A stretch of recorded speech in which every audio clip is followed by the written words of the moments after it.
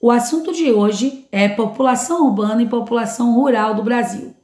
A população brasileira é formada pelas pessoas que moram nas cidades, a chamada população urbana, e pelas pessoas que moram no campo, a população rural. Mas como essas pessoas estão distribuídas pelo país? Existem mais pessoas morando no espaço rural ou no espaço urbano? Houve um período da história do país em que o número de brasileiros que viviam no campo era bem maior que o número de brasileiros que viviam nas cidades. Como podemos observar no gráfico, até 1960, mais pessoas viviam no espaço rural do que no espaço urbano. No entanto, em 1980, já havia uma inversão do número de pessoas entre esses dois espaços. Como você pode ver, nesse ano em questão, viviam mais pessoas na cidade do que no campo.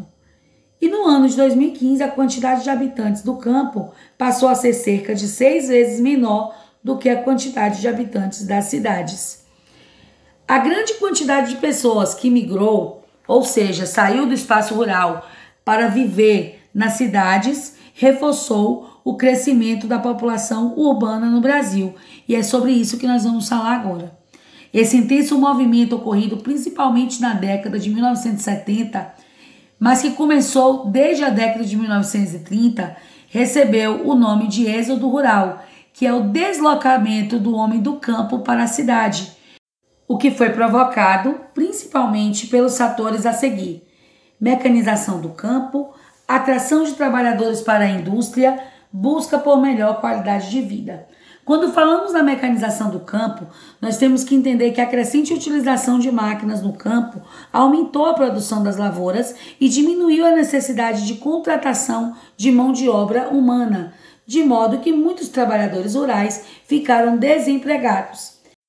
Como ficaram sem trabalho no campo, muitos trabalhadores rurais buscaram oportunidades de emprego na cidade, principalmente nas indústrias, que nesse período estavam em desenvolvimento no país e necessitavam de mão de obra. Sendo assim, as pessoas se deslocavam para o espaço urbano, procurando obter melhores condições de vida do que tinham no espaço rural, pois a cidade oferecia mais acesso à saúde e à educação, entre outros benefícios. O crescimento desordenado das cidades.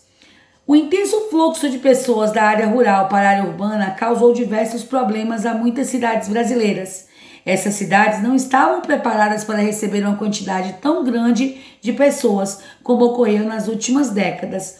Além disso, a falta de investimentos em serviços essenciais contribuiu para que ocorresse um crescimento urbano desordenado. Veja a seguir alguns problemas urbanos da atualidade decorrentes desse crescimento desordenado. Transporte coletivo ineficiente. A superlotação de ônibus, trens e metrôs é um dos problemas enfrentados diariamente pelas pessoas nas cidades, principalmente nos maiores centros urbanos. Vale frisar que transporte coletivo são transportes que levam muitas pessoas ao mesmo tempo. Enfrentamos também diversos problemas ambientais, pois a geração de grandes quantidades de lixo, associada à precarização do sistema de coleta e descarte inadequados, tem causado a contaminação do solo e a poluição de rios, assim como tem atraído animais transmissores de doenças, como ratos, baratas, escorpiões e insetos em geral. Outro problema verificado nas cidades é a poluição do ar, causada sobretudo pelo intenso trânsito de automóveis e pela produção industrial, que emitem o dióxido de carbono em altíssimas quantidades. Emprego insuficiente. Existem muitas pessoas desempregadas nas cidades, pois as vagas de trabalho não são suficientes para toda a população urbana. Outro fator que ajuda a explicar o desemprego é a baixa escolarização e qualificação de parte dessas pessoas. Por causa da falta de renda para o sustento familiar, muitos desempregados passam a exercer o trabalho informal, ou seja, sem registro em carteira. Temos como exemplos os ambulantes, os trabalhadores das feiras livres, entre tantos outros. Falta de infraestrutura e ocupação irregular. Fatores como a falta de investimentos em infraestrutura e na construção de moradias adequadas e a baixa renda que dificulta a compra de moradias regularizadas, levam as pessoas a ocupar locais indevidos para habitação, como as encostas de morros e as margens de rios. Esses locais deram origem às favelas ou comunidades que nós conhecemos, que existem nas grandes cidades, como Rio e São Paulo, como vemos noticiado sempre nos jornais.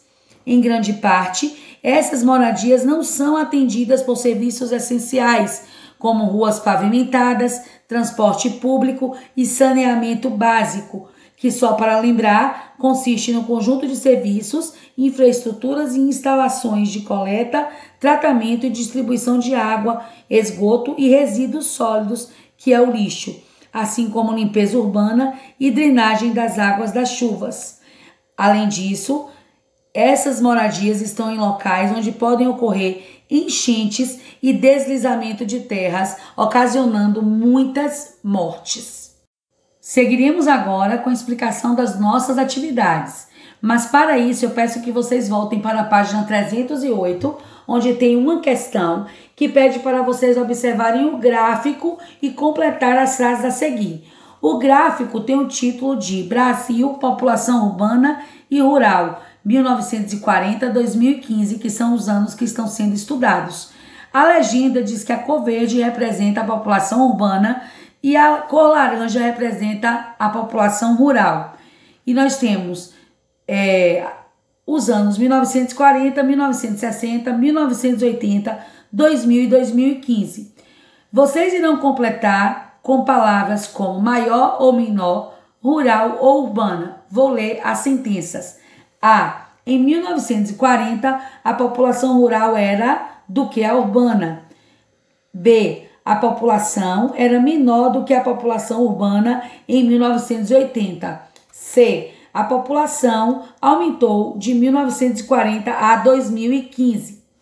Vamos agora para a página 312, primeira questão. Leia a manchete e responda às questões.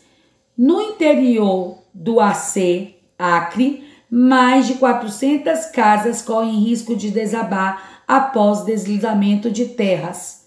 A manchete acima relata um tipo de problema vivido pelas populações de algumas cidades que cresceram em ritmo acelerado. Quais condições podem motivar as pessoas a construírem suas casas em áreas de risco de deslizamento de terra? B. Pesquise em jornais, revistas ou na internet algumas informações sobre outro tipo de problema urbano que seja diferente do apresentado acima. Anote abaixo as informações pesquisadas. C. Em sua opinião, quais seriam as soluções possíveis para o problema que você pesquisou? Escreva no espaço abaixo e depois apresente ao professor e aos colegas em forma de foto. Espero que vocês tenham curtido bastante essa aula. Aguardem a correção. Um grande beijo e até lá!